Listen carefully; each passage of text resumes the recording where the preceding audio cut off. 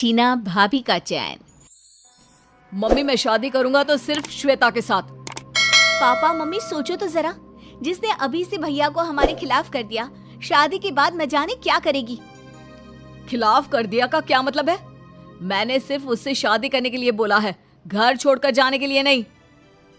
तुम दोनों अपनी पंचायत बंद करो। देखो आदित्य, हमें वैसे तो कोई दिक्कत नहीं है, पर तुम्हारी शादी रिया की शादी के बाद ही होगी। घर वालों के फैसले से खुश आदित्य सारी बात जाकर श्वेता को बताता है, जिस पर श्वेता भी अपनी मंजूरी दे देती है। इसी तरह 1 साल बीत जाता है, जिसमें रिया की शादी आयुष के साथ होती है। कुछ महीनों बाद श्वेता और आदित्य भी शादी कर लेते हैं और श्वेता ससुराल पहुंच जाती है।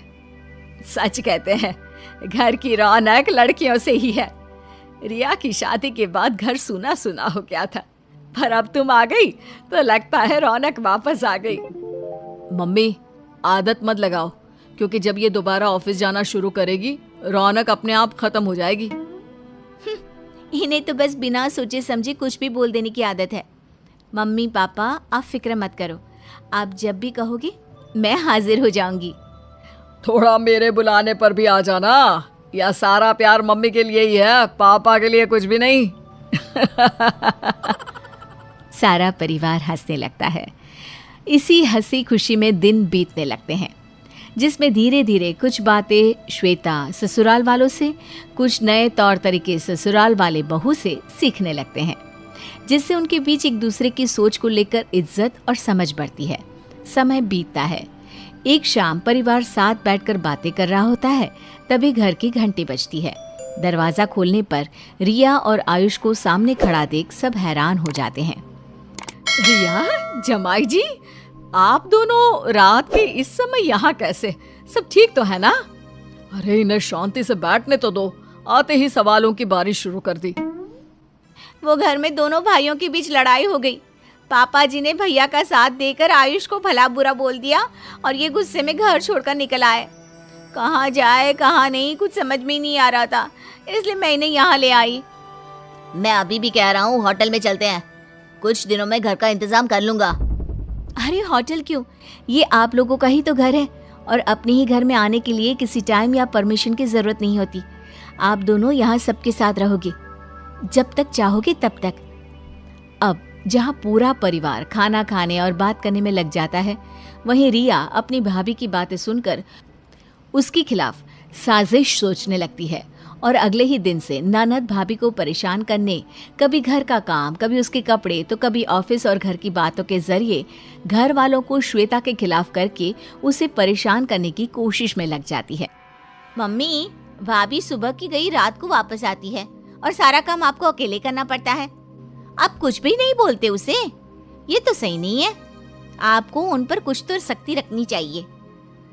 तेरी भाभी बहुत समझदार है, वह घर और ऑफिस अच्छे से संभालती है।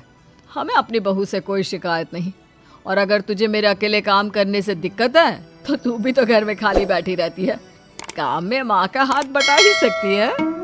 हाँ, घर आई बेटी को ताने सुना सकती हो, पर बहू को एक शब्द नहीं बोलोगी। भाभी आप सबको अपनी उंगलियों पर नचा रही है, तभी तो ये जींस और शॉर्ट ड्रेस पहनकर बाहर जाती है और देर रात को वापस आती है, फिर भी कोई उन्हें कुछ नहीं बोलेगा। बेटा तो पहले डिसाइड कर ले कि तुझे उसके घर में काम नहीं करने, ऑफिस जाने या मॉडर्न कपड़े पहनने से आखिर दिक्कत किस चीज से है। अगर बात कपड़ों की है तो हमें तो उसमें कोई बुराई नहीं दिखती, क्योंकि इज्जत, शर्म और तमीज इंसान की आंखों और बातों में होती है। कपड़े तो बस खोखले समाज का लड़कियों को नीचा दिखाने का झूठा जरिया है। गंदगी देखने वाले की नजरों और सोच में होती है। लाख कोशिश करने के बाद भी अपने मम्मी पापा को भाभी के खिलाफ करने में नाकामयाब होने के बाद अब रिया आदित्य के पास जाती है, जिसे वो श्वेता के ऑफिस ट्रिप और लड़कों के साथ दोस्ती को लेकर बोलना शुरू करती है। भैया, कल ही मैंने भाभी की ऑफिस ट्रिप वाली फोटो देखी। इतने सारे लड़कों के बीच वो अकेली थी। क्या उनके ऑफिस में और कोई लड़की नहीं है? अरे लड़कियां तो बहुत है, लेकिन इसकी टीम में तो सारे लड़के ही हैं। वैसे तुम्हारी भाभी उनकी बॉस है, और वो सब श्वेता से इतना डरते हैं कि इसे देखते ही उनकी सिट्टी पिट्टी गुल हो जाती है। बॉस है तो क्या हुआ, लड़कों से थोड़ी दूरी बनाकर रखनी चाहिए। शादी के बाद कोई ऐसे बातें बनाए अच्छा थोड़ी ना लगता है। अरे शादी हुई है, जिंदगी खत्म थोड़ी ना हो गई है जो वो लोगों से मिलना और बात करना या लड़कों के साथ काम करना बंद कर दे। और तुम ये ना अपनी स्टोन एज वाली सोच को जरा ब्रेक देकर नए जमाने में आ जाओ। लोगों पर विश्वास करना सीखो, शक नहीं। इसके आगे रिया और कुछ बोलती उससे पहले ही श्वेता आ जाती है, जिसे देखकर रिया वहां से छत पर चली जाती है जहां आयुष अकेला बैठा होता है। तुम यहाँ अकेले क्यों बैठे हो? किसी ने कुछ बोला क्या? अभी तक तो नहीं, लेकिन अगर तुम्हारी हरकतें इसी तरह चलती रही तो कुछ बोलने में देर भी नहीं रहेगी। अरे क्यों हाथ धोकर भाभी के पीछे पड़ी हो? आखिर उन्होंने तुम्हारा क्या बिगाड़ा है? वो हम दोनों की इतनी फिक्र और इज्जत करती है और तुम उनकी लाइफ खराब करने की कोशिश करती रहती हो। अच्छा, तो अब तुम भी भाभी पुराण गाने लगे। सुनो, कोई प्यार व्यार नहीं है, सब नाटक है जिससे पूरा घर उनके इशारों पर नाचे और वो अपनी मन मर्जी का काम करती रहे। उनकी इसी अच्छी बहू वाले नाटक की वजह से अब घर में कोई भी मुझे पसंद नहीं करता और पूरा समय श्वेता श्वेता करते रहते हैं। रिया और आयुष की ये बातें चल रही होती है, जिन्हें जीने पर खड़ी श्वेता सुन लेती है और सीधा आदित्य के पास जाती है जो सास ससुर के साथ बैठा होता है। आपने मुझे बताया क्यों नहीं कि रिया मुझे पसंद नहीं करती? उसे लगता है कि मैं अच्छा बनने का नाटक कर रही हूँ जिससे घर में उसकी जगह ले पाऊँ। मैंने तो कभी ऐसा सोचा भी नहीं और वो इस बात पर मुझसे नफरत करती है। ससुर अपनी बेटी और दामाद को भी वहां बुलाते हैं। अब सारे घर वाले एक जगह इकट्ठा हो जाते हैं। अब सास, ससुर और आदित्य मिलकर रिया को समझाने लगते हैं। तुम्हें ऐसा कैसे लग सकता है कि हम तुम्हें पसंद नहीं करते या श्वेता तुम्हारी जगह लेना चाहती है? बेटी, वो तो हम सबके बीच अपनी जगह बनाना चाहती है, किसी की जगह छीनना नहीं।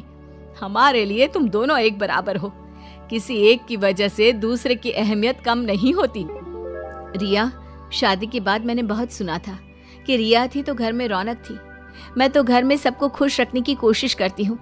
अगर इससे तुम्हें ऐसा लगा कि मैं तुम्हारी पहचान छीन रही हूँ तो आई एम रियली सॉरी। मेरा ऐसा कोई इरादा ना था, ना कभी होगा।